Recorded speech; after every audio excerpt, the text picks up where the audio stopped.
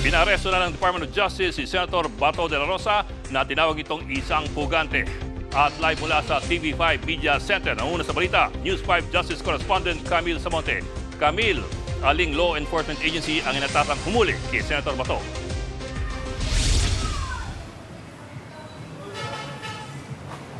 Bok, inatasan na ng DOJ ang NBI at PNP na ipatupad na ang arrest warrant ng International Criminal Court laban kay Senator Ronald Bato de la Rosa.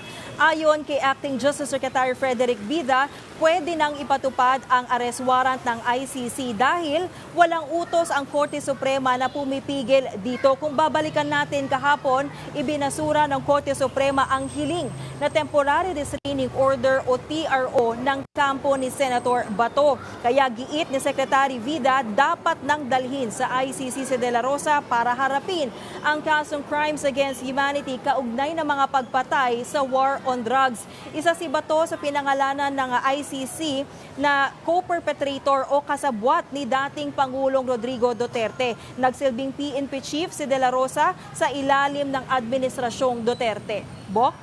Pero Bok, anong magiging proseso kapag naaresto si Bato?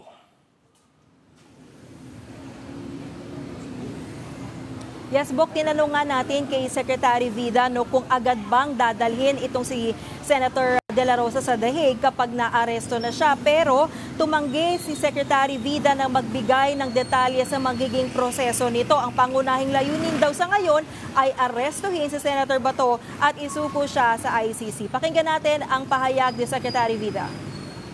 These are operational matters that I cannot discuss, so that we don't defeat the purpose of the arrest, which is the ultimate objective is to bring him to the ICC. Senator Bato is a fugitive from justice, and he should be brought to the ICC to face the charges before him.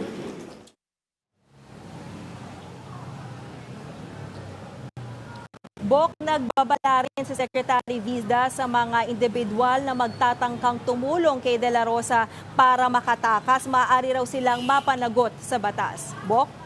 Bok, ang plano ni Bato i-apela yung desisyon ng Korte Suprema. Anong epekto niyan dun sa pagpapatupad ng arrest warrant?